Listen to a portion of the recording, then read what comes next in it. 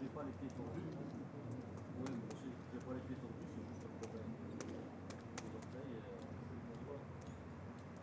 Apparemment, le foot, j'ai essayé les injections, ça va pas. Même le fait d'aller dormir et d'avoir déjà l'habit ou la couette sur les orteils, au début, je pensais même que j'avais la doute.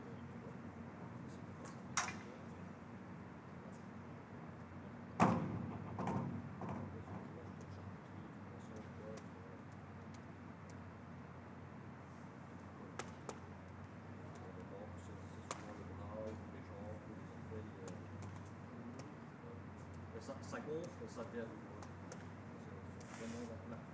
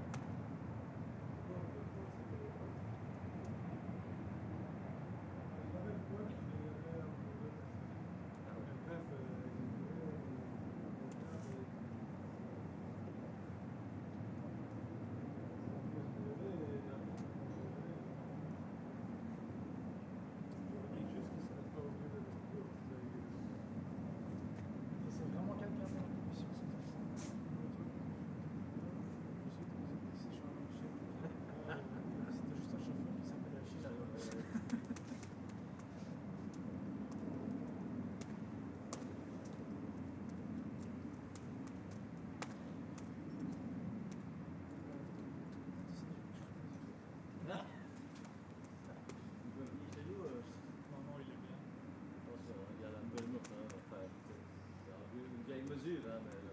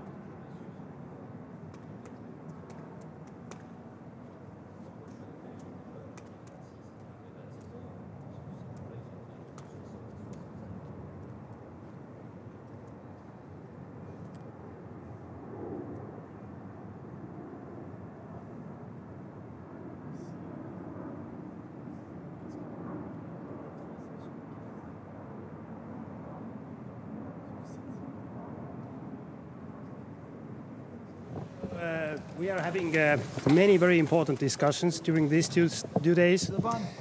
The most important is that we need to support Ukraine militarily more and more, because Ukraine is fighting heavily. Bad thing is that Putin has not changed the goals. The goal is to destroy Ukraine. The goal is not to gain more territories. And we need to understand that till Putin has not changed the goals, the war will continue. So our duty is to support Ukraine militarily. I'm very happy that more support coming as well. The news from the United States today in the morning, but also Estonia is giving more, and many other allies as well. The second thing is that Putin has changed the core of this conflict as well, bringing the North Korean troops in. So we see now that North Korean troops are fighting in Europe, just a couple of hundreds of kilometers from the NATO border. And it is a big change. So we need to understand that this is not anymore the Russian aggression against Ukraine. It is much more global. And NATO has its role here. The third thing is that Estonia is in a very clear position that the only working security guarantee is the NATO membership for Ukraine. And it is not only about that we secure Ukraine, but also we build our security architecture as a Europe, as a NATO. Though we need to discuss these topics as well. And any kind of understanding about invitations to Ukraine and so on, you know Estonian positions that we have been very supportive amongst that. Though, and I can say as well that we need to increase our spendings to defense. So Estonia is putting right now, this year, 3.4% of GDP. And on top of that, we have decided the program to fulfill the Vilnius summit decisions about regional security plans, defense plans, 1.6 billion euros. So we are doing a lot, and Poland and Latvia, Lithuania, we are doing a lot. And our proposal will be at least minimum 2.5% to decide next year in The Hague. So we need to invest heavily more. So this is something. What about Georgia? We know that it is alleged that Russians has influence on Georgian government. So is it a threat to NATO? It is not a threat to NATO, but Estonia, Latvia, Lithuania decided to establish sanctions. Estonia put 11 persons under the sanctions yesterday, led by Ivanishvili. And this is about violations, what we see on the street, using violence against peaceful demonstrators.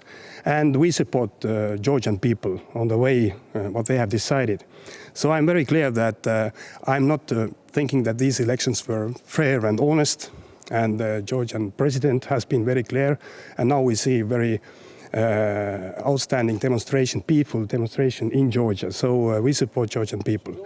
What do you think about security guarantees after a ceasefire, for example, also sending troops to Ukraine?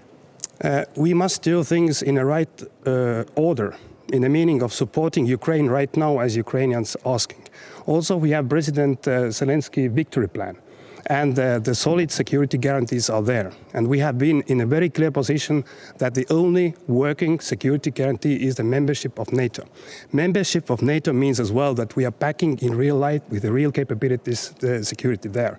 So if there will be just full ceasefire or the peace led by Ukraine, nobody else, then of course we need to give the working guarantees. And on the way to NATO membership, we can discuss what they will be. So Estonian troops could be on Ukrainian soil on the way to... Sorry? Did you anticipate that the Georgian government would do that and to halt the Euro integration process? And what's the next move from the European Union? What should we expect? I'm very frank. Georgian government and this party has lied to Georgian people, and this is most important. I don't see that there is a real willingness to continue the way towards European Union, the other way around. And European Union has decided already in summer to stop this this process, also stop fundings. And the next council, we are going to discuss the situation in Georgia and also the measures what the European Union can do. We are talking about the visa liberation, visa bans, travel bans for the high officials. Of course, we have stopped most of the fundings already to support the government. And this is very clear. So I don't believe these lies anymore. The ultimate security guarantee of NATO membership or an invitation to NATO membership still seems far in the future. So Zelensky has also stated that he would engage in peace talks, but only if there would be troops securing the Ukrainian border. So can you confirm that Estonia would engage in such activity? Estonia is a member of NATO. Our position is clear. The only working security guarantee is the NATO membership. So, of course, Estonia will participate if NATO is deciding like this. About the invitation, everything, we have been very clearly supportive already more than 2.5 years. So, but first we need to support Ukraine to fight back and also to make Putin to change the goal. Putin has not changed the goal. But at the same time, he's bringing North Korea and other troops in. And it shows as well that he's weak. He's afraid of NATO. He's afraid of actually and running out of resources. So I'm not optimistic, but I'm realistic. And we have more and more discussions about what are the real security guarantees. Do you think that Trump? Sorry? Do you think that Trump could be a chance for a ceasefire, or the contrary? I've said publicly that we are in the year of 1938. Before the Munich meeting. And I've witnessed already like 27 or more than 30 different peace plans. But we need to understand first, we need to change the goal of Putin. We need to support Ukraine. And about President Trump, he has an opportunity to become the Churchill of our times, because the US has a military and economical power. We have NATO, we have European allies, and it is clear that Europe must do more. We must increase our investments to defense, and we must increase as well our understanding that Russia will remain a threat for Europe and for the democratic part of the world. On the hybrid threats. On hybrid threats or hybrid attacks, what action, what decision do you expect from this ministerial? Is it not long overdue to update the NATO strategy on that? Hybrid attacks, hybrid threats are real, and Estonia has been talking about this already more than a year. We arrested more than 10 persons at the end of the last year in Estonia, and who were guided and financed by the Russian secret services. Now we see more and more hybrid and cyber attacks as well in Europe, and we are talking more about that, and it is a good thing. The hybrid attacks are very difficult things in the meaning to define them.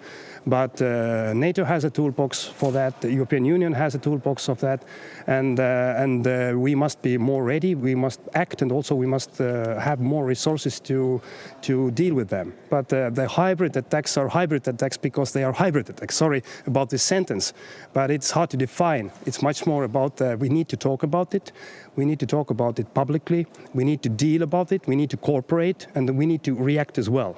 And we are doing exactly like this. Strategy look like once it's going to be updated? Because a lot of officials say that the last strategy from 2015 is not ready to react to any of the hybrid threats that Europe and other NATO allies are currently I see facing. the big change of the understanding that hybrid attacks and hybrid threat is real. They're all different levels. We see the cyber attacks, we see the hybrid attacks, we see the attacks against the persons, against assets. You know, we see many things. The undersea cables. This is like the hybrid. That's the reason.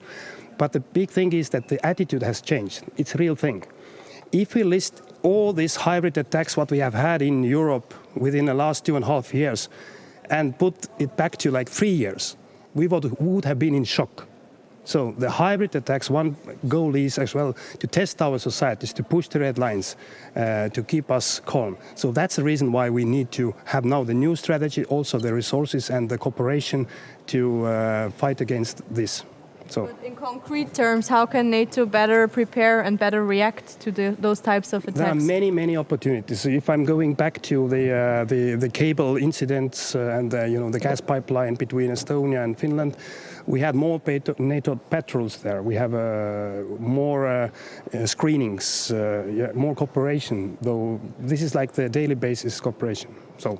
The Ukrainian foreign minister just brought the memorandum of Budapest and said or blamed the NATO to being responsible for the situation now because they didn't recognize what they was promising in the memorandum. 1994? Yes. Yeah. NATO was not part of that. and we are talking about reality, and that's the reason I'm repeating again. We are in a position that full membership of NATO for Ukraine is the only working security guarantee, and not only for Ukraine, also for Europe, our region as well.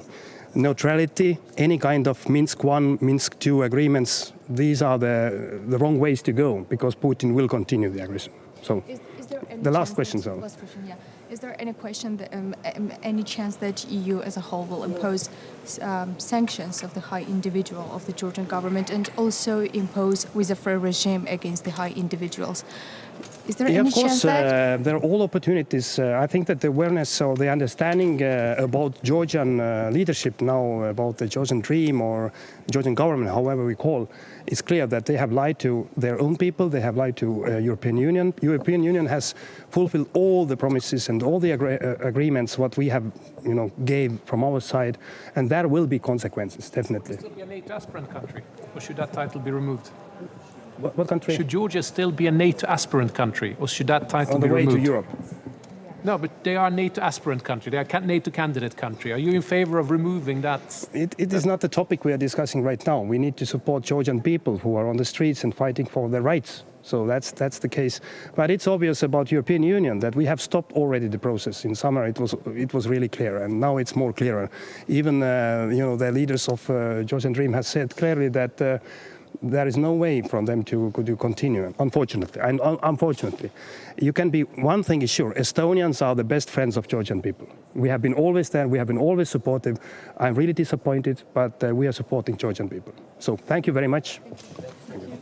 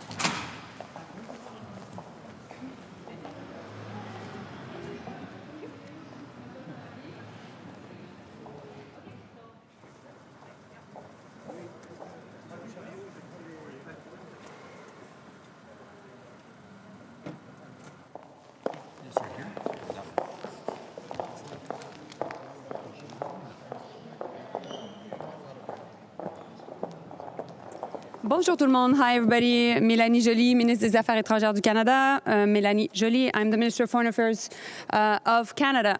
So I'm happy to be here. It will be our first meeting with the new Secretary General, Mark Rutte. Looking forward to working with him. I was just in Latvia meeting with the Canadian troops who are leading the very important NATO multinational brigade. We just, actually Canadian troops just finished a very successful military exercise. And this was the most important military exercise led by Canadian troops since 30 years. So we're very happy of the work we're doing here as a country and as a strong member of NATO. And at the same time, we've been able to triple our presence here in Europe, and in particular in Latvia since the invasion by Russia of Ukraine. And we're also training out of Latvia Ukrainian officers. So we look forward to continuing to doing that work. And now here, while we will be meeting with different foreign ministers from the alliance, we will have also conversations about the impact of the upcoming U.S. administration. And of course, being the neighbor to the U.S., it will be a pleasure for me to present insights about the U.S. administration. Donc, juste rapidement, j'arrive de la Lettonie où j'ai eu l'occasion de rencontrer les troupes canadiennes qui sont très présentes là, qui aussi dirigent un contingent, la brigade en fait, de l'OTAN en Lettonie. Nous venons tout juste de terminer un exercice militaire très important, un exercice militaire aussi qui était le plus important exercice dirigé par des Canadiens en Europe depuis les 30 dernières années. J'aurai l'occasion d'avoir de bonnes conversations ici à l'OTAN avec mes homologues et particulièrement rencontrer le nouveau secrétaire général de l'OTAN, Mark Rutte, et aussi parler des impacts de la nouvelle administration américaine. It will be a pleasure for me to answer your questions. What kind of insights are you presenting to your colleagues, and what does the Trump administration mean for the NATO and the future of the Ukraine? Well, first and foremost, we know well first and foremost, Canada knows well, and the Trudeau government knows well, President-elect Trump. Prime Minister Trudeau was at Mar-a-Lago back Friday, and we've had the chance to work with them for 4 years in the past. I think it is important for our European allies to understand how much China and the Indo-Pacific is important to North America. It is important to the U.S., it is important to Canada. And there is a clear unity of different theaters when it comes to what is happening in Ukraine and European security, and also what is happening in the Indo-Pacific. We're seeing cooperation between China and Russia, and China being an enabler of Russia's war in Ukraine. We're seeing now DPRK troops joining Russian troops in the context of the war in Ukraine. And so it is important for our friends here in Europe to understand that, and I think that we can make sure that we work together on that. Why is that important? It's also important because we have a security architecture for Euro-Atlantic security, which is NATO. We don't have any clear security architecture for the Indo-Pacific. There are different minilaterals, including the Quad, that is not a security architecture, but a diplomatic minilateral. There is AUKUS, but we're pushing even more to be working with South Korea, with Japan, with the U.S., particularly in the North Pacific, because we're an Indo-Pacific country, and it is important also that we understand the true competition that China has been involved in, and the security threats that are linked to that region of the world. Where do you see NATO's role in the current plan that is being presented by Keith Kellogg, the new special envoy on Ukraine by Donald Trump? How could NATO actually provide any security guarantees for Ukraine? So when it comes to President-elect Trump, I think he's arriving for his second mandate at a time where NATO has fundamentally changed and has been reinforced. And countries are investing way more in defense than under his first mandate. And so in that sense, I think that we have a strong leader with the Secretary General, Mark Rutte, who has worked with President Trump in the past. We have also many countries that are investing a lot more. And I think that he is arriving at a time where we are very united in supporting Ukraine. And so looking forward to having conversations with the future Secretary of State, Marco Rubio, on this very issue. But I think also that it is up to us to make sure, as strong allies and as supporters of Ukraine, to talk about how much what is happening in Ukraine is fundamental not only to European security, but to North Atlantic security and to the world security. In Georgia.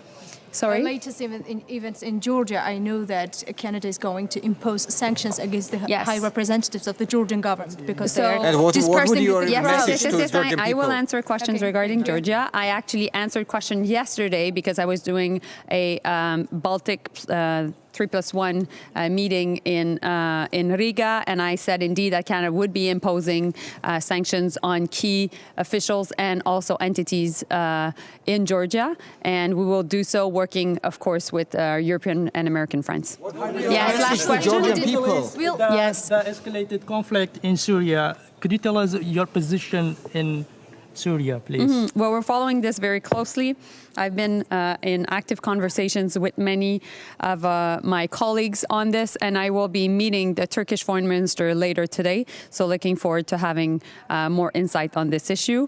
Of course, what we're seeing in the Middle East is there is a ceasefire in Lebanon, and that needs to hold. We have been calling for the release of hostages in Gaza. We've been calling for a ceasefire as well, and we want to make sure that ultimately Iran is held accountable, because Iran is spreading terror across the Middle East, and it cannot use its proxies to continue to do that, including in Iraq and including in Syria.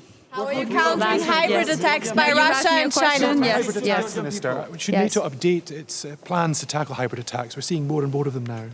Well, this is definitely an issue, and of course we've had many conversations about this at the table. Canada will be next year chairing the G7, and we will be definitely working on a maritime security approach, which will be about addressing sanction circumvention, addressing also shadow fleets issues, addressing undersea infrastructure, and making sure that we can address also illegal fishing, which is all linked to some of the hybrid war tactics that you're referring to. Thank you so much. Merci beaucoup.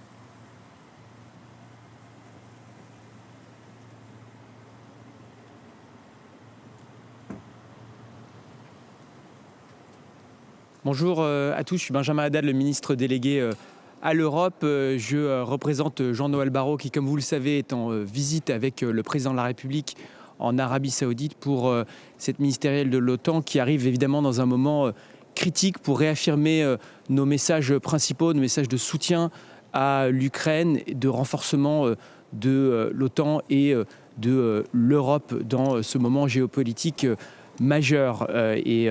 Suite à l'entretien très positif entre le secrétaire général de l'OTAN Mark Rutte et le président de la République à Paris le 12 novembre dernier, nous venons ici avec ce triple message qui est une Ukraine forte, avec une alliance forte et une Europe forte. Une Ukraine forte que la France continuera de soutenir aussi longtemps et aussi intensément que nécessaire face à l'agression de la Russie qui a commencé déjà il y a plus de 1000 jours. La France continue de le faire avec les livraisons d'armes, avec le soutien économique et humanitaire, avec les livraisons des premiers mirages qui auront lieu au début de l'année 2025. La France continue de soutenir l'intégration de l'Ukraine à l'OTAN et à l'Union européenne et la définition de garanties de sécurité robustes et pérennes pour assurer la souveraineté des Ukrainiens. Une alliance forte dans laquelle le pilier européen doit trouver toute sa place et je crois que nous aurons des échanges notamment sur l'approfondissement de l'articulation, de la coopération entre l'Union européenne et l'OTAN qui est nécessaire, avec la présence notamment de la haute représentante de l'Union européenne, Kaja Kallas, ici. Continuer de soutenir les financements de défense est une priorité bien sûr pour la France qui, vous le savez, dépense 2% de son budget de défense à l'OTAN, qui prend toute sa part dans les missions de réassurance de nos alliés dans les pays baltes, en Roumanie où nous sommes nation cadre, et une Europe forte bien sûr en continuant à s'affirmer sur la scène internationale, à défendre nos intérêts de sécurité et à investir dans notre défense collective dans ce moment absolument stratégique. Nous aurons aussi des échanges, vous le savez, avec Sa Majesté le roi de Jordanie pour échanger sur les questions de sécurité du flanc sud de l'OTAN. La France est beaucoup investie avec le président de la République, le ministre des Affaires étrangères Jean-Noël Barrot, dans l'obtention du cessez-le-feu au Liban, qui doit mener aussi à un cessez-le-feu à Gaza, pour lequel la diplomatie française se mobilise de façon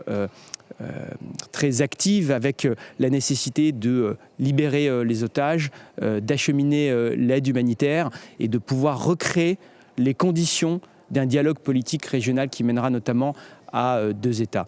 Voilà, aussi bien sur les questions liées à la sécurité du Proche et du Moyen-Orient, au soutien à l'Ukraine et à une alliance forte avec une Europe forte, les messages que je viendrai porter aujourd'hui à cette ministérielle de l'OTAN. Merci beaucoup. La France serait prête à soutenir des garanties de sécurité qui impliqueraient des troupes françaises sur le sol ukrainien.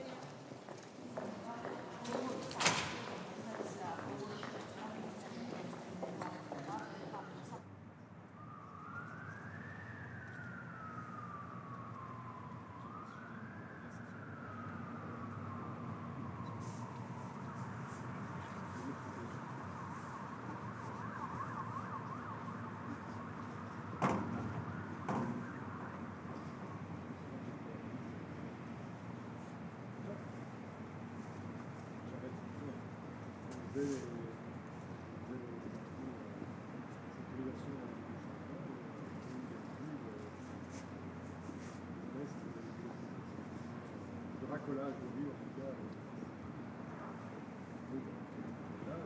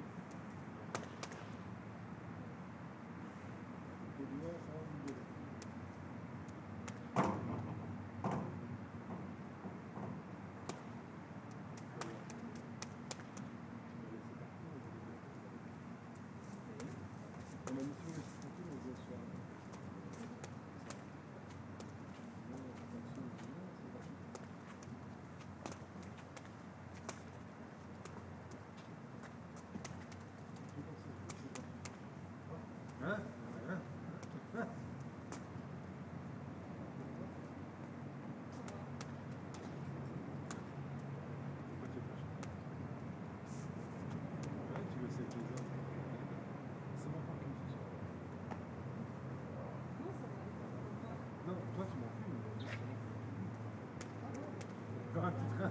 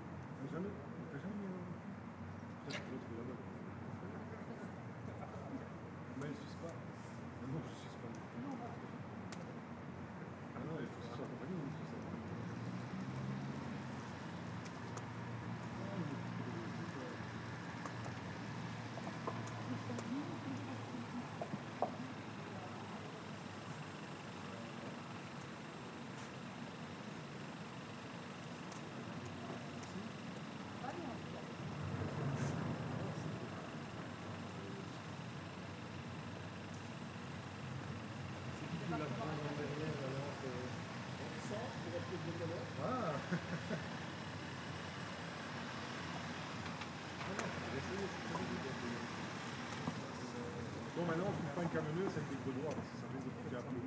Surtout la première fois. Il ne faut pas non plus qu'elle aille mettre un bassin. Oui. Le bassin, oui, c'est vrai.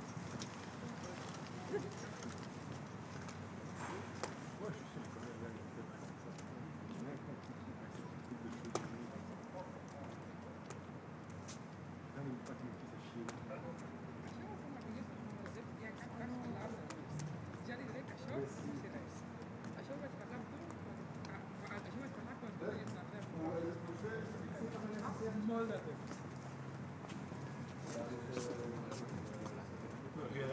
Sí, ma figlia tiene un proyecto.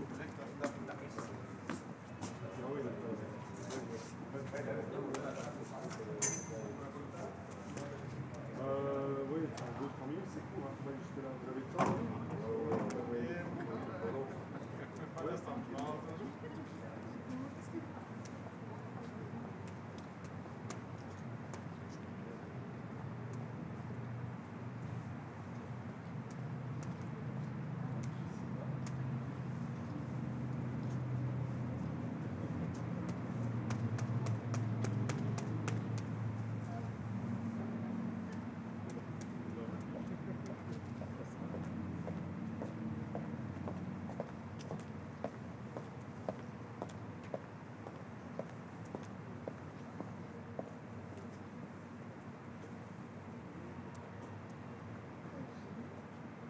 Pas, elle est rentrée dans le truc, à mon avis, oui.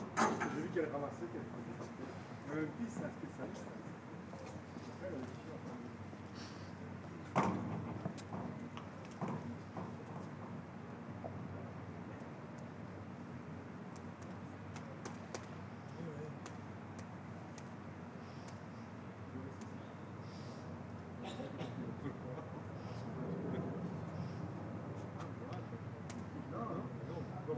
on va commencer par quoi? Je sais pas, jamais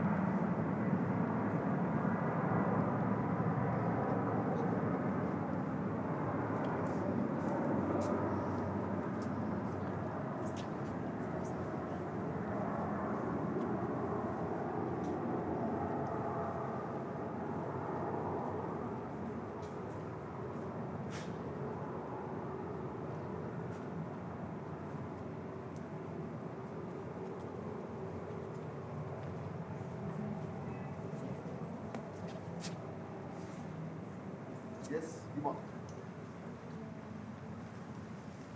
Ah, pas de souci.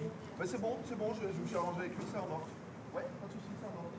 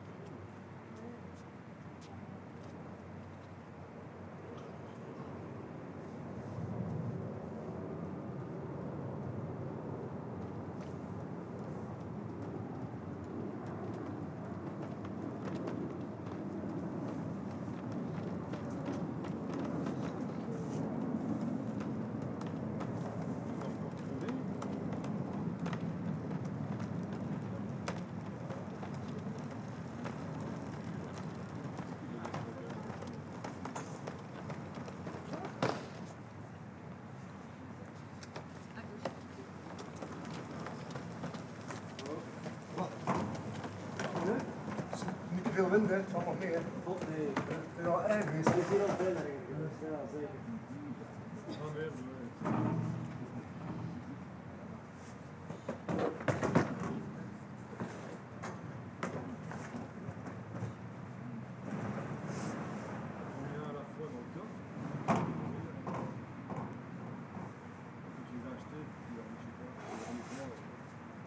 Vanessa, la fois qu'on l'a fait.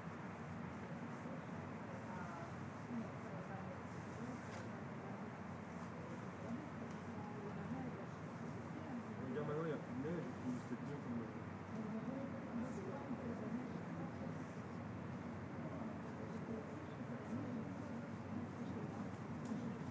C'est pas qu'il y a plus de neige, tu vois.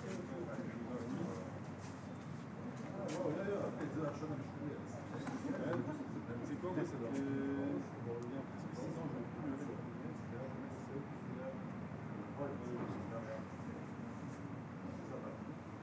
Par contre, lui,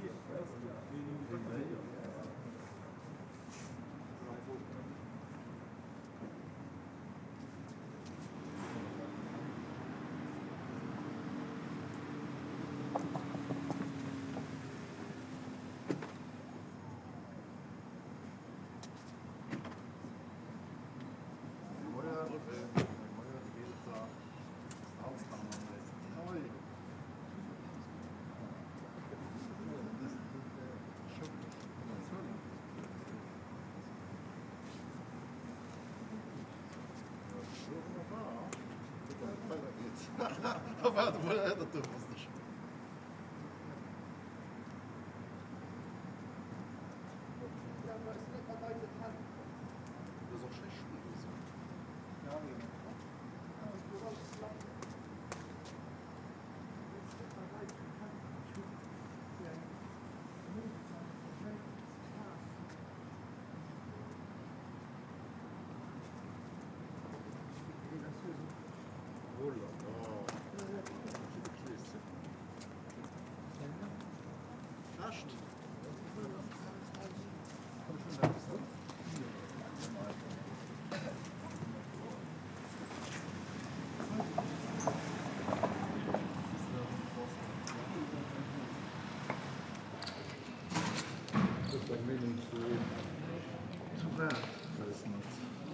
Ich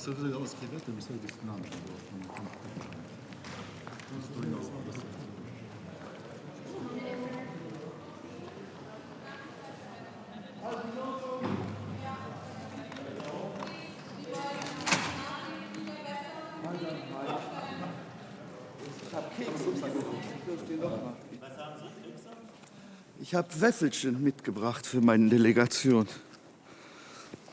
Es ist Santa Claus in Luxemburg. Übermorgen. Wer hatte eine Frage? Habe ich schon vergessen, ja? Wie wollen Sie sich besser auf hybride Bedrohungen auf dem Land vorbereiten, aber vor allem auch unter Wasser? Ich habe jetzt die letzten 11 Jahre gesagt, dass ich mir in unseren Ländern mehr Sorgen machen über Cyberattacken wie über Rennenattacken. Und ich glaube, dass es auch den nationalen Ländern wirklich eine Aufgabe ist, heutzutage nicht nur militärisch sich vorzubeugen, aber wir sehen ja auch, dass es in Irland als ganzen Gesundheitswesen lahmgelegt werden kann, in Deutschland Energieproduktion. Und ich könnte so weiterführen. Und wir sehen jedes Mal, dass es nicht nur Hacker sind, aber ganz oft Länder, die dahin stecken. Aber da muss jedes Land auch seine eigene Kooperation haben, also Verteidigung haben. Aber ich glaube, dass schon einen Austausch auch mit den anderen NATO-Ländern haben. Ich habe vor 11 Jahren gesagt, man sollte das auch auf den NATO-Kosten rechnen. Hatte sehr viele Schwierigkeiten damals. Wie konkret soll so eine Verteidigung aussehen? Bitte? Wie konkret soll eine Verteidigung der zivilen Infrastruktur aussehen? Ich glaube, das ist gemeinsam in einem Package. Kann ja nicht nur zivil sein. Wir sehen ja auch, dass militärische aber trotzdem eine Möglichkeit ist, dass es nicht besser wird in enger Zukunft. Und deswegen ist schon ein Mix zwischen alles, was so hybrid sein kann. Und das ist die Realität leider heute. Sicherheitsgarantien geben auch. Ich sehe jetzt den ukrainischen Außenminister. In ein paar Minuten habe ich ein bilateralen Meeting mit ihm. Ich glaube, dass es vor allem wichtig ist, den Ukrainer weiter zu helfen. Aber ich glaube, dass eine große Änderung kommt jetzt mit Trump. Und das ist das, was wir sehen müssen. Wir haben jetzt gesehen, dass noch Joe Biden angekündigt hat, noch Hilfe bereitzustellen. Aber ich weiß nicht, wie es im Januar weitergeht. Er will ja in 48 Stunden Frieden bringen. Da bin ich jetzt mal gespannt. Zelensky hat ja gesagt, dass dass sie eine Absicherung der Ukraine oder der jetzig nicht besetzten Gebiete durch dann vielleicht auch Truppen von NATO-Ländern absichern könnte. Was halten Sie denn davon? Also ich sage nur, wenn es... ich habe mir Sorgen gemacht, als Nordkorea involviert war. Ich habe mir nämlich damals gesagt, jetzt kann auch eine Reaktion kommen von anderen NATO-Ländern, die sagen, jetzt machen wir dasselbe und helfen den Ukrainer dabei. Aber dann haben wir ein Risiko, dass wir wirklich einen Flächenbrand bekommen, der noch größer wird. Wir haben jetzt es ist schrecklich, dass es noch immer so weitergeht, aber wir haben bis jetzt fertiggebracht, dass es jetzt nicht ein NATO-Krieg gegen Russland ist. Und ich weiß jetzt nicht, ob es nur Russland wäre, auch morgen, wenn es einen breiten Krieg würde. Ich war letzte Woche in China. Ich habe mit den chinesischen Regierungsmitgliedern geredet. Die haben mir gesagt, dass sie auf jeden Fall nicht auf Seite Russland wären, wenn morgen Krieg wäre. Aber wir sehen nur, dass seit über 1000 Tagen haben wir ja vor kurzem leider diesen schrecklichen Geburtstag gehabt. Es noch immer keine Lösung gibt. Aber wir können auch keinen Frieden auf dem Knie brechen, indem wir die Ukrainer nicht dabei haben. Wir müssen mit den Ukrainern was zusammenfinden. Aber am Ende wird das passieren, was vor 3 Jahren schon auf dem Tisch lag. Also Sie schließen es aus, dass europäische Truppen... Ohne die besetzten Gebiete? Bitte? Wäre es denn denkbar, dass die Ukraine der NATO beitritt, ohne die besetzten Gebiete?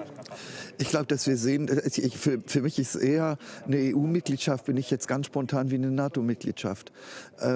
Ich glaube, dass eine NATO-Mitgliedschaft wieder Spannung bringen werden und dann wird sofort morgen Möglichkeit haben, dass es zu weiteren Konflikten kommt. Ich bin eher der Überzeugung, dass wir sehen müssen, wie auf EU-Niveau es sie näher bringen können, wie was anderes. Und vor allem müssen die Ukrainer auch verstehen, dass ich kann mich erinnern, in den letzten 3 Jahren immer, wir müssen morgen Mitglied. Wir wissen, dass es sowieso keine Einstimmigkeit jetzt gibt auf diesem Punkt. Und ich glaube, dass wir es weiter als NATO-Mitgliedern der Ukraine weiter militärische Unterstützung geben müssen und auf EU-Niveau sehen müssen, wie wir wirklich näher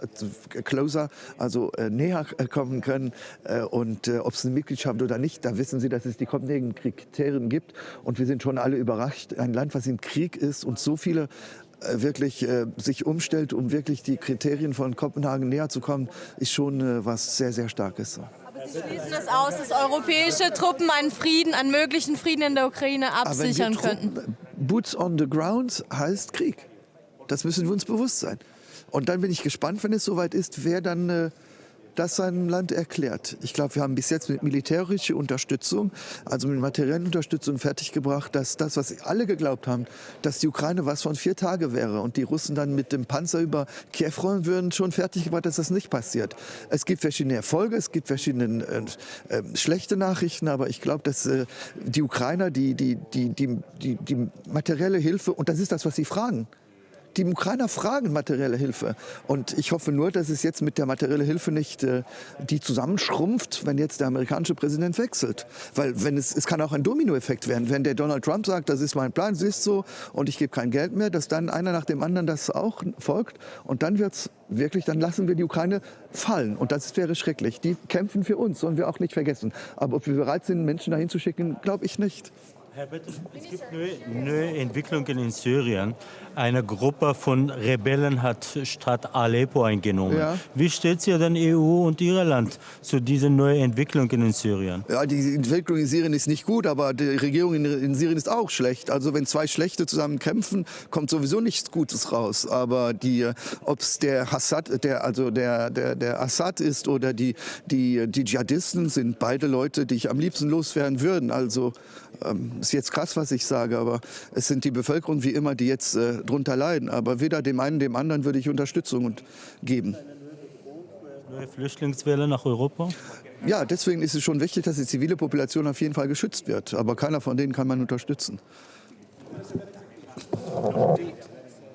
Plans to tackle hybrid attacks. We're seeing more and more of them. Yes, I just said in English. Das ist doch Deutsche Welle. In German. Also, möchten Sie auf Englisch? English. Yeah. The fact is, we see that on the ground for the moment there is bigger threats coming from civil, but also economic actors.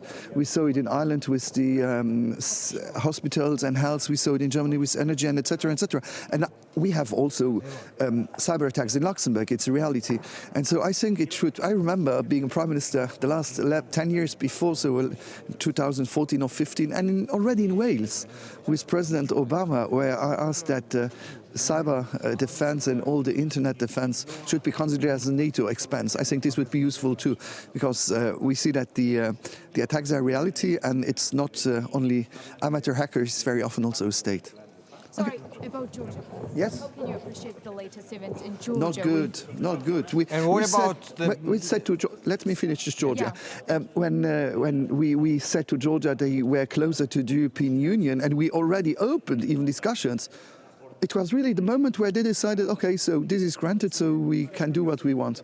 And they go in the wrong direction. They even decided now that they want to cut the European pass.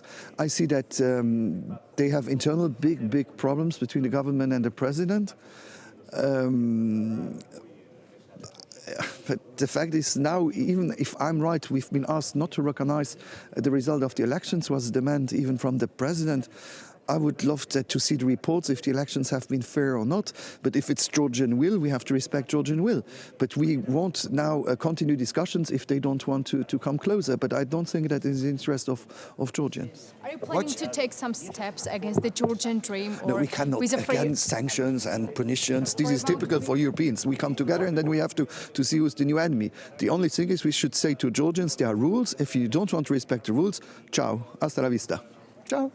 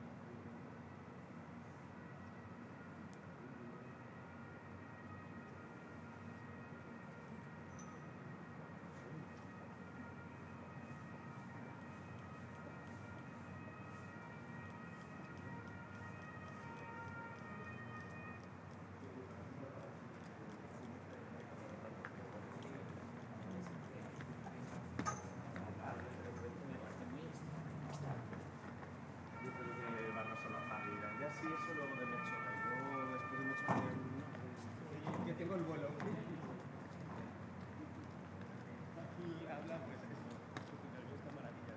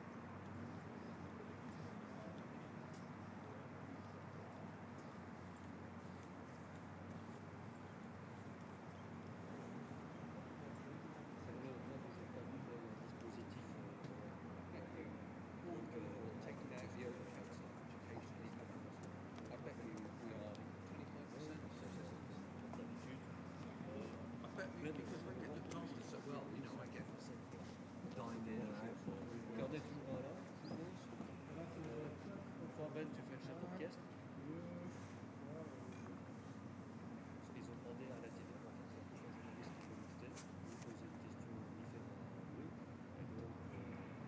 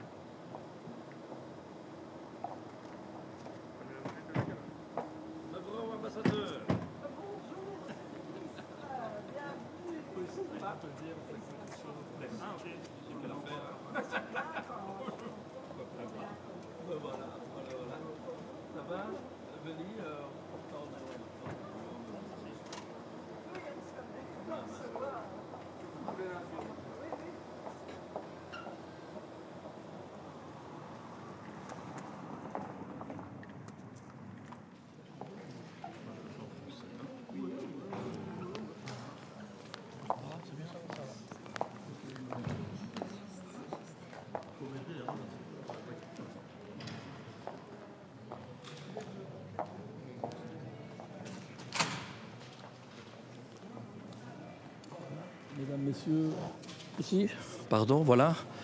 Excusez-moi, petit défaut de jeunesse. Je suis le nouveau ministre belge des Affaires étrangères. C'est mon deuxième jour en exercice, donc je demande l'indulgence du jury. Je suis ravi de pouvoir commencer ce nouveau mandat en succédant à mon illustre prédécesseur Adjel Habib, que je félicite encore une fois pour son nouveau poste à la Commission européenne.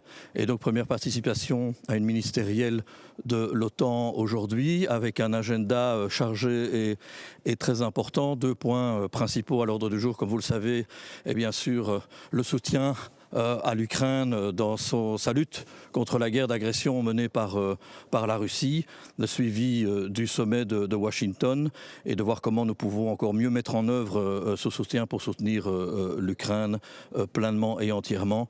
Nous sommes tous bien conscients que ce qui se passe là-bas est évidemment une situation dramatique pour les Ukrainiens, mais c'est aussi une question existentielle pour le reste de l'Europe et de l'ordre mondial. Le deuxième sujet important, c'est la crise au Moyen-Orient, et nous aurons l'honneur et le privilège d'être briefés, si je peux le dire ainsi, par Sa Majesté le roi de Jordanie, dont on sait le rôle qu'il joue dans la région, ne fût-ce que par la proximité de son pays sur place. Voilà. Je ne pourrai malheureusement pas assister au dîner ce soir, car comme vous le savez peut-être, il y a une visite d'État du sultan d'Oman en Belgique, mais nous avons évidemment, avec sa délégation et avec Sa Majesté elle-même, abordé le sujet de la crise au Moyen-Orient, et nous avons pu encore une fois expliquer quelle est la position de la Belgique et de l'Europe sur la guerre contre l'Ukraine. Je vous remercie. La Belgique pourrait mieux se préparer contre des menaces hybrides, notamment de la Chine et de la Russie. C'est un sujet qui est nouveau sans l'être, bien entendu, et qui est au cœur de l'action gouvernementale et de nos administrations. Que pensez-vous de M. Zelensky de prendre l'Ukraine ou inviter l'Ukraine à l'OTAN, même sans les territoires occupés? On va écouter de manière plus précise ce qu'il y a. Les discussions sont en cours. La position de la Belgique est assez constante pour une adhésion à terme et quand les conditions sont réunies en fonction des différents paramètres que nous connaissons. Attendez, je vais prendre une... What's your thought about Georgia? About Georgia, latest events. We know that the Georgian government refused to integrate in European Union, and they betrayed not only Georgian people but also European Union. Do you considering any kind of actions from the European Union against the Georgian government, who are very pro-Russia right now and not European Union? I think we are obviously following the situation in Georgia. We are worried about the evolution. I think it's a bit too soon to speak about action that we may take. But that's something that we are speaking about with the European colleagues. Don't you think that it's late to take actions because we already, halted European Union integration process right now? And don't you think that it's time to make actions against the GD? That is something that we have to discuss, not only internally in Belgium, but also with the colleagues. It would make no sense to take Belgian measures for what Georgia concerns for now. Thank you very much. Thank you.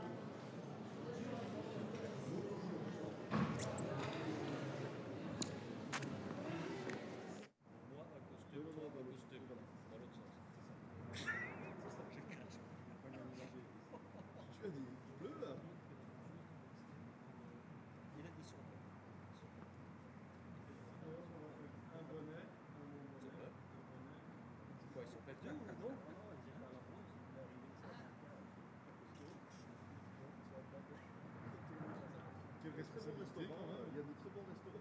Le roi arrive dans... C'est que j'aime bien accueillir. Oui,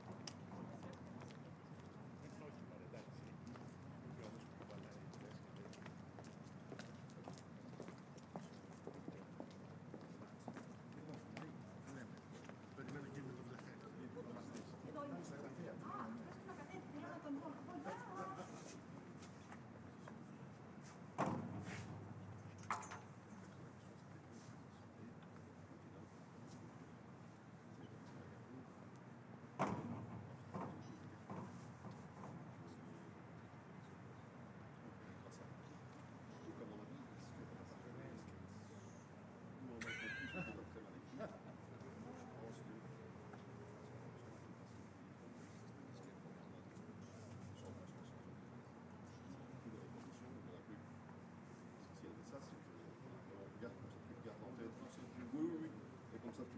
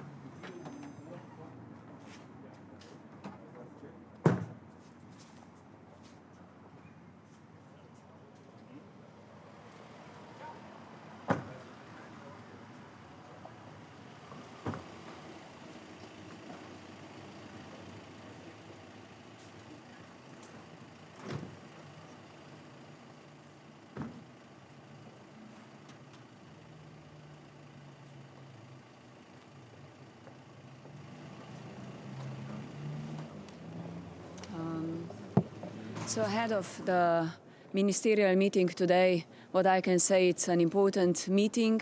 We'll meet the ministers for the first time, the new Secretary General, Mr. Rutte, and also the Deputy, Shekerinska, Madam from the region of the Western Balkans, and I'm very happy to see that also North Macedonia, as an important ally, got this position, not only for the perspective of gender balance, but also really strong allies with the country itself and the region itself. We will discuss today about further support to Ukraine and how to strengthen our partnership and cooperation with South. As regards the Ukraine, the Russian aggression, the attacks on civilian infrastructures are ongoing. The hard winter is coming for Ukraine, most probably the hardest ever, with the highest number of civilian deaths in the last months, which is very concerning. We also regret the presence of the North Korean troops.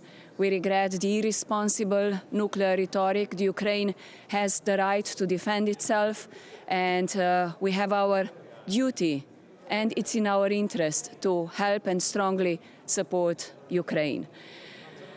I'm looking forward to the discussion with His Majesty King Abdallah to discuss about the situation in the region of Middle East. You know, Slovenia sits in the Security Council. We just recently had a resolution on humanitarian situation in Gaza, which is devastating. Civilians' death, violations of international law, and unfortunately, the resolution didn't get the full support, but we are working together with Jordan. It's our strong partner in the region for ensuring peace, stability, respect of international law and the UN Charter. And I just had yesterday the chance to discuss with our ministers in the Arab region in Cairo, and the situation on the ground is extremely worrisome, even with the new escalation of conflict in Syria. Which security guarantees could European allies provide to Ukraine other than the NATO membership that still seems in the far away future? We have our own commitments. This year we discussed on an important package of support to Ukraine. Slovenia is delivering a strong support to Ukraine when it comes to material, humanitarian, military support, and will continue to do so as long as it's necessary. We have our commitments. We discuss financial support. We discuss military support, and I'm pretty certain that tonight with a dinner with a minister from Ukraine, we will see further what are the requirements, what are the necessity in the equipments, and we will definitely show our strong commitment and strong support to Ukraine. The UN Security Council right now, and today there will be a meeting on the current situation in Syria. What's your position of the gaining the rebels, the city of Aleppo? As I just came from Cairo, we discussed yesterday the situation in Syria. I can say that we are very concerned. The situation is very worrisome. We call on all sides to not further escalate the situation on the ground. What is clear is that it's a wake-up call for every political force on the ground and also international community that a political solution is needed. We are, of course, worried about the further escalation of the conflict in the Middle East. What we see now, it's the very fragile ceasefire in South Lebanon. We see that there is still a concern about further conflicts and further attacks from the Israeli side. And in Gaza, the war is ongoing without any negotiations for a permanent ceasefire, release of hostages, and especially what is crucial, to help civilians in need in Gaza that are today dying because of famine and lack of medicines and the daily attacks every day. Hybrid attacks. We're seeing more and more of them against NATO members. We plan to discuss tomorrow. You know that there is also NATO-Ukraine Council and also the discussion on Ukraine. We plan to discuss because there is a concern about hybrid activities, cyber activities from Russia's side, and that is something that I believe we will focus tomorrow. Sorry? What should NATO do? What would your suggestions I mean, be? everyone is bringing its own experiences. I'm coming from the region also where we have in the region of the Western Balkans presence with interference from hybrid attacks, cyber attacks from also Russia side. So we do have to tackle together these threats and be aware what is there. I can just tell you the example that next week, together with a French minister, we will open cybersecurity center in Podgorica in Montenegro that will cover the whole Western Balkans in efforts to fight together with against the cyber attack and hybrid threats. And I think this center for the Western Balkans will be extremely important. About Georgia, please. It's been 5 days of consecutive protests in Georgia. People are angry and very furious at their government decision to stop the EU integration process. Will you discuss about Georgia and what do you think? Should EU take some steps against this very pro-Russian government we have right now in Georgia? I mean, it's of course something that in Slovenia we are following every day what is happening in Georgia with the protests, also the decision with Georgian authorities to freeze the negotiations with the EU. I can personally regret that, but we will have to work together with those that want the integration, also in the framework of the EU Council, where we do have discussions on that, but today I don't expect that we will bring that topic on the table. Thank you.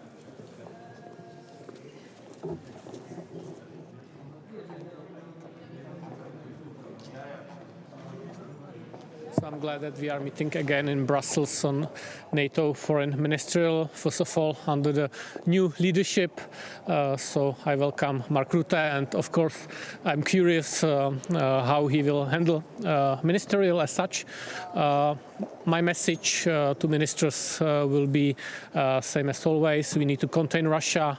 There is a high spike in Russian hybrid activities across Europe, and also the war against Ukraine and European security continues, and we need to face it and make sure that Europe will continue to be a safe place. So this is my mission today. Yeah. President Zelensky is asking. Please. Sorry again. Hybrid attack, you mentioned them there. What would you like to see NATO do to improve its plan for tackling such attacks? We're seeing more and more of them. We need to work on our resilience, but also send a strong message to Vladimir Putin that this is not acceptable. President Zelensky is asking for reliable security guarantees before he considers engaging in any peace talks or ceasefire. What kind of security guarantees can European allies provide? NATO membership. Yeah, but before that, because this will take years. Weapons and support. Yeah. The latest events in Georgia, it's been 5 days of consecutive protests in Georgia. What do you think? Did you expect that the Georgian government would halt the EU integration process? And we know that after that, US also stopped a strategic partnership with Georgia. How do you see what's happening in Georgia right now, and what should EU do against the Georgian government? So I was very sorry to learn that the Georgian ambassador to Prague resigned today. I spoke with her just a few hours ago to show her the personal support, because the reason is that the Georgia is turning from the European path, and we should not strip Georgian people of the European vision of the European future. And also any kind of violence against demonstrations is unacceptable. We need to keep that perspective open. I think that's the most important part in that, and the details will follow. Do you think that one security guarantee could be to send troops to the Ukrainians? I think one single measure should not be put it out of the context. So we need to focus first and foremost on security on the European continent, and then on last and longing and fair and just peace, not just some pause in warfare. So I don't want to speak about troops now. That would not be right in the context. Yeah. New development in Syria. Rebel groups gained the city of Aleppo. What's your position on the current situation in Syria? Czech diplomacy follows that development very closely. I have no additional statement to that. Yeah, thank you. Thank you very much. Thank you.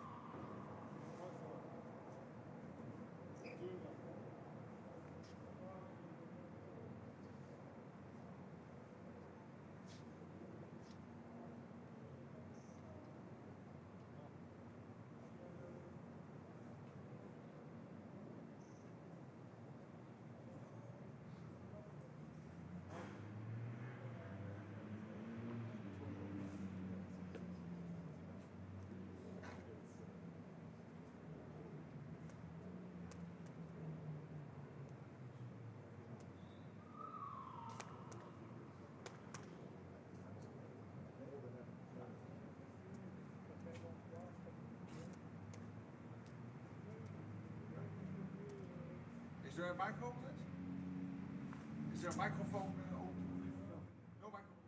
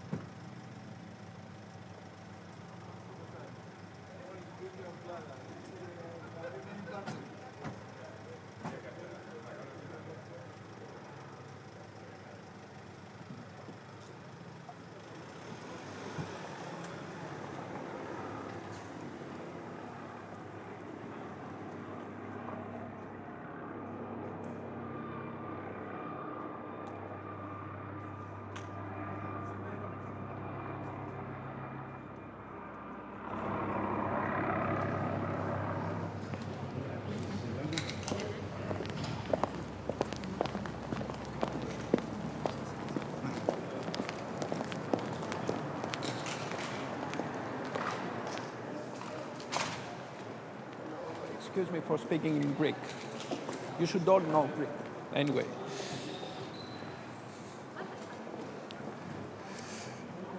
Προσερχόμαστε σήμερα στη διάσκεψη των Υπουργών Εξωτερικών του ΝΑΤΟ σε μια εξαιρετικά δύσκολη συγκυρία με προϊούσες καταστάσεις κρίσεως.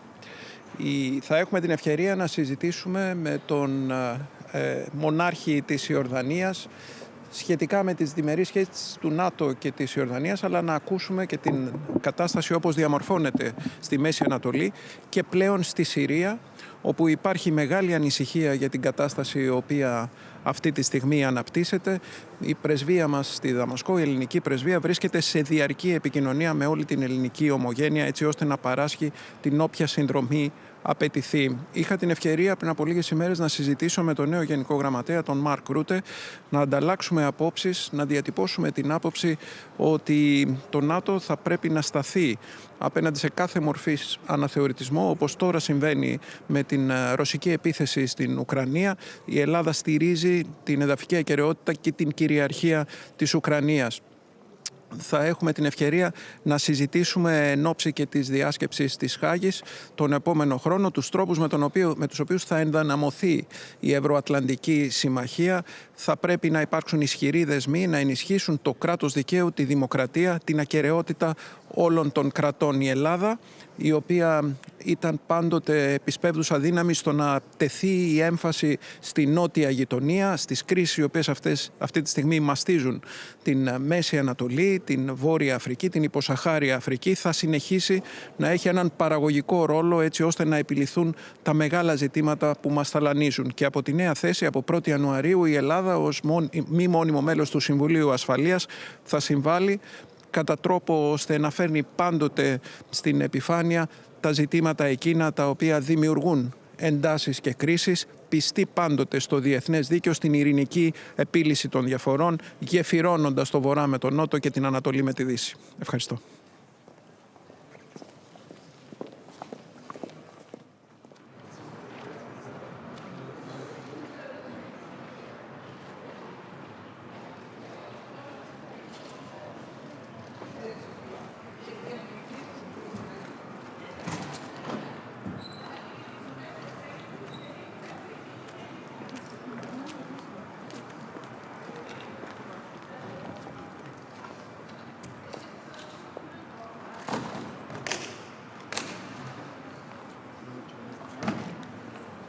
Good afternoon. It's good to be back at NATO.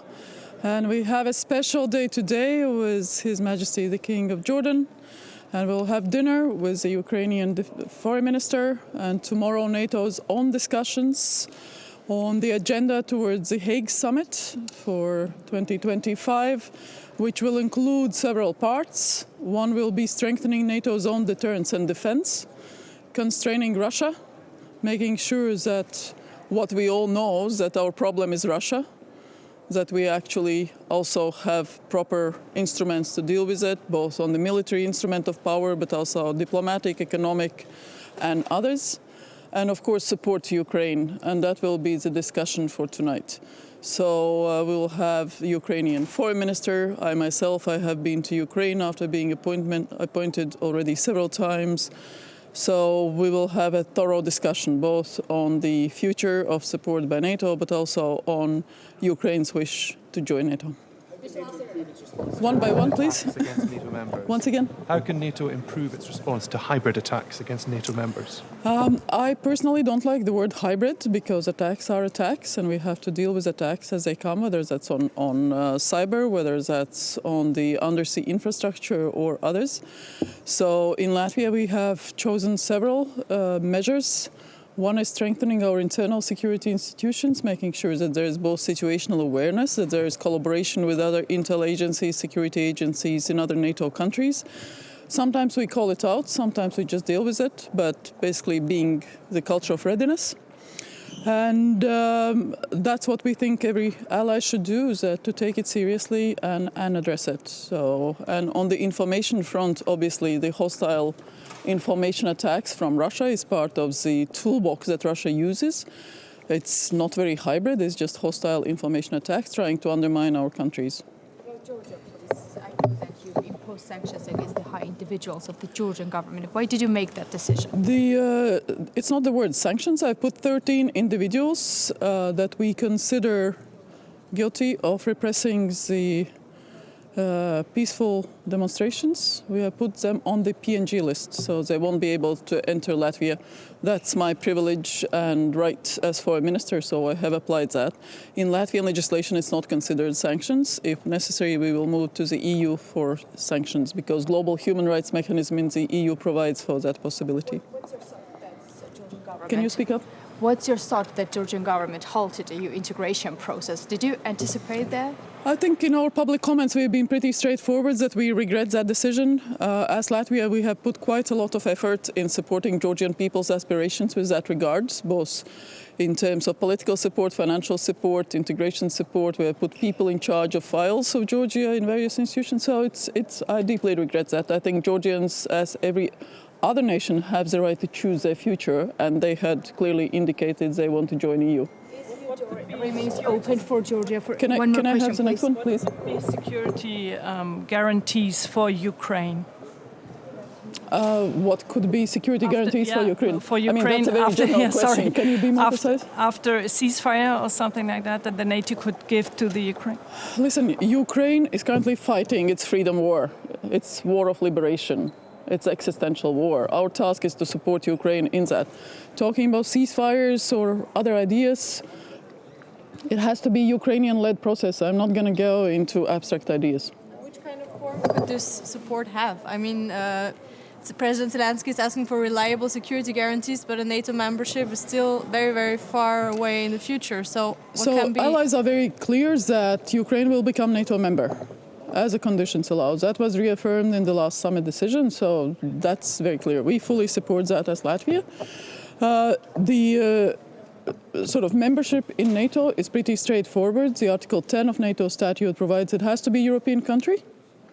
Ukraine is. It has to contribute to Euro-Atlantic security. In our view, Ukraine does by fighting the war of aggression and standing up for the principles we have all subscribed to in the UN Charter and elsewhere. And there has to be a consensus in the alliance. So that is where we are coming to. We have to shape when is the right moment when we have the consensus to invite Ukraine to become a member. But in terms of its annual program, Ukraine is very convincingly moving towards a membership. It's interoperable. It's able to use the procedures, the procurement, and everything that NATO provides. So, we will continue to supporting them in the reforms, but also in shaping that political consensus. When that comes, I cannot tell you. Thank you for your questions. Thank you.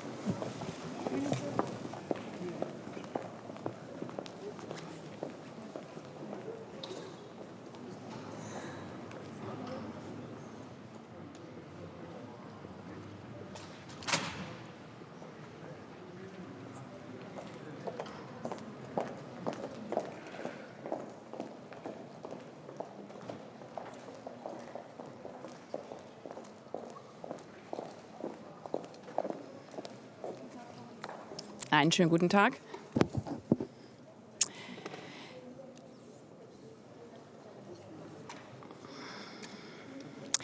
In geopolitisch stürmischer Zeit ist die NATO ein Sicherheitsanker, der uns fest und sicher hält.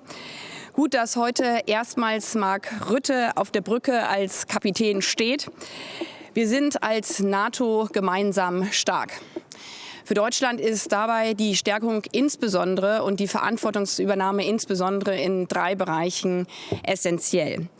Erstens, wir übernehmen als Deutsche mehr Verantwortung für die Sicherheit in Europa, investieren in unseren Frieden, in den Schutz unserer Sicherheit, auch über 2% des BIPs. Zweitens, wir erhöhen den Schutz für den Frieden unserer östlichen Partner an der NATO-Ostflanke, zu Land mit der Brigade in Litauen, zu Luft mit Eurofightern und zu See mit weiteren Schiffen in der Ostsee. Und drittens, wir übernehmen Verantwortung mit dem NATO-Stab in Wiesbaden, Verantwortung bei der Unterstützung für die Ukraine.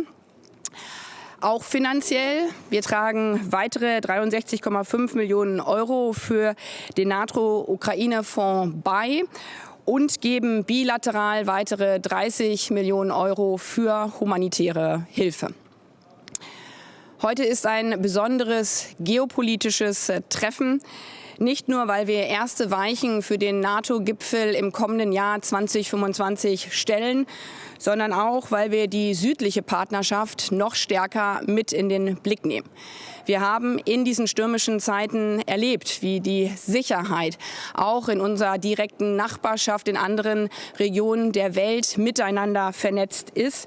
Deswegen sind Sicherheitsbeziehungen mit unseren Nachbarn, mit anderen Regionen der Welt so wichtig. Und genau deswegen war ich gestern, letzte Nacht, auch in Peking. Denn Putin zieht mit seinem völkerrechtswidrigen Angriffskrieg auf die Ukraine und auf die Friedensordnung Europas immer mehr auch andere Länder mit hinein. In der Situation, dass nordkoreanische Soldaten und Drohnen aus chinesischen Fabriken jetzt in diesem Konflikt, in diesem Krieg zum Einsatz kommen können, bedeutet das auch, dass dieser Krieg eben den asiatischen Raum mit hineinzieht. Das gefährdet noch stärker unseren europäischen Frieden. Und deswegen war das natürlich eines der Hauptthemen meines Besuches gestern in Peking. Und weil geostrategische Sicherheitsfragen auch immer stärker Wirtschaftsfragen sind, lassen Sie mich noch Folgendes anmerken. In diesen stürmischen Zeiten brauchen wir als Europäer vertiefte internationale Partnerschaften. Insbesondere auch und gerade mit den Demokratien in Lateinamerika, wo wir zuletzt zu sehr die Bühne anderen überlassen haben, nicht zuletzt auch China. Es ist höchste Zeit, die Partnerschaft mit den Mercosur-Staaten nun auf die nächste Stufe zu heben. Ich halte es für essentiell, dass die EU-Kommission das Freihandelsabkommen Mercosur nun politisch abschließt. Der Mercosur-Gipfel am Freitag in Montevideo ist aus deutscher Sicht dafür vermutlich die letzte Gelegenheit. Und ein jetziger Abschluss wäre ein beiderseitiger Gewinn. Die Kommissionspräsidentin hat dazu das volle Mandat und sollte das aus unserer Sicht entsprechend auch nutzen. Frau Ministerin, der ukrainische Präsident hat vorgeschlagen, dass unter bestimmten Umständen er bereit wäre, Gebiete abzutreten, im Gegenzug dann die Restukraine als NATO-Mitglied aufnehmen zu lassen. Was halten Sie von dem Vorschlag und war das auch ein Thema bei Ihren Beratungen in Peking? Die Ukraine entscheidet allein, mit welchen Zielen sie an den Verhandlungstisch geht. Dazu muss sie in der Position der Stärke sein und daher unterstützen wir die Ukraine. Natürlich war das auch ein zentrales Thema bei meinem gestrigen Gespräch in China. Und ich habe in China noch mal sehr deutlich gemacht, was ich auch seit Monaten mit meinen Kollegen in den unterschiedlichen Formaten berate. Sei es beim G7-Treffen letzte Woche, sei es beim Treffen in Warschau, sei es bei meinem Besuch in Kiew, sei es im Rahmen der Europäischen Union oder auch hier innerhalb der NATO. Verschiedene Elemente eines Friedens stehen im Raum. Politische wie materielle Sicherheitsgarantien, NATO-Mitgliedschaft, eine internationale Präsenz zur Absicherung eines Waffenstillstandes, Truppenrückzug, Gebietsfragen, Wiederaufbau, der Umgang mit Sanktionen. Doch auch nach 1000 Tagen Krieg fehlt die Bereitschaft desjenigen, der den Krieg begonnen hat, der russische Präsident Putin, die Aggression zu stoppen und an diesen Tisch zu kommen. Dafür muss, und das habe ich gestern in Peking deutlich gemacht, jeder sein Part tun, allen voran die Mitglieder des UN-Sicherheitsrates. Frieden erreichen wir nur gemeinsam. Jeder weitere Tag, an dem Putin nicht aufhört mit seiner Zerstörung und den Angriff auf die europäische Friedensordnung, heißt für uns, die Ukraine weiter und noch mehr zu unterstützen. Denn ein Nachlassen verstärkt das Leid, verstärkt den Angriff auf den Frieden, anstatt das Leid zu beenden und endlich zu Frieden zu kommen. Frau Ministerin, der Bundeskanzler lehnt zum derzeitigen Zeitpunkt eine Einladung der Ukraine in die NATO ab. Würden Sie bei diesem Außenministertreffen eine Erklärung mittragen, in der die Staats- und Regierungschefs aufgefordert werden, diese Einladung an die Ukraine auszusprechen? Darüber beraten wir intensiv und wie ich gerade bereits gesagt habe, braucht es Sicherheitsgarantien, die auch wirklich tragen. Dafür sind wir in den letzten 2 Jahren erste Schritte gegangen, wie zum Beispiel mit dem NATO-Ukraine-Rat. Es war immer klar, dass wir dabei weiter aufbauen werden und deswegen sind die Beratungen jetzt so wichtig und so intensiv genau in diesem Sinne. Frau Ministerin, Sie haben erwähnt, eines der Elemente zur Absicherung eines Waffenstillstands wäre eine internationale Truppenpräsenz. Einige Verbündete stellen schon Planungen und Überlegungen dazu an. Wie ist das mit Deutschland? Und sehen Sie eine deutsche Rolle, wenn es eines Tages zu einer solchen Absicherung kommt? Das Wichtigste für uns ist Frieden. Frieden für die Menschen in Europa, Frieden für die Menschen vor allen Dingen jetzt in der Ukraine und Frieden auch für zukünftige Generationen in Europa. Und diesen Frieden können wir als Europäer nur gemeinsam schützen. Das ist ja auch das Grundverständnis der NATO. Einer für alle und alle für einen. Und deswegen ist es sehr klar, dass so wie wir als Deutsche mehr als 1000 Tage an diesem Frieden gearbeitet haben, werden wir natürlich auch alles, was dem Frieden in der Zukunft dient, das von deutscher Seite mit all unseren Kräften unterstützen. Ich habe deutlich gemacht, auch immer vor dem Hintergrund, dass es immer wieder Stimmen gibt, man sollte jetzt ja mal überlegen, was bedeutet es, um zu Frieden zu kommen. Das haben wir in den letzten Monaten intensiv getan. Die Elemente für Frieden, sie stehen im Raum. Es ist klar, dass es dafür unterschiedliche Elemente braucht. Es ist auch vollkommen klar, dass wir nicht wieder in eine Situation kommen können wie nach 2014. Da hatten wir ja eine OSZE-Mission, an der übrigens, auch das finde ich wichtig zu unterstreichen, russische Mitarbeitende beteiligt wären, was Putin nicht davor zurückschrecken lassen hat. Diese OSZE-Mission, die ja eigentlich die alte sogenannte Kontaktlinie schützen sollte, sogar anzugreifen, obwohl seine eigenen Staatsangehörigen in dieser Mission mit dran beteiligt werden. Und deswegen ist es so wichtig, und das haben wir immer wieder deutlich gemacht, wenn wir über Frieden reden, es muss ein gerechter Frieden sein. Es darf kein Einfrieren eines Konfliktes sein, der nur zu einer weiteren Aufrüstung und nur zu weiteren Angriffen auf die Ukraine oder gar anderer europäischer Länder führt. Und daher ist es so essentiell, dass wir die unterschiedlichen Elemente zusammenbringen. Aber nochmal unterstrichen, die Ukraine allein entscheidet, weil es ihr Land ist, ihr souveränes Land, über dieses Zusammenbringen von Elementen. Und nochmal, derjenige, der dem Frieden seit mehr als 1000 Tagen im Weg steht, ist der russische Präsident, der ohne Grund den völkerrechtswidrigen Angriffskrieg begonnen hat, der ohne Grund jeden Tag weiter bombt. Der Verhandlungstisch, der steht dort, die Elemente für Frieden stehen mit im Raum. Allein der russische Präsident verweigert den Weg zum Frieden. Danke.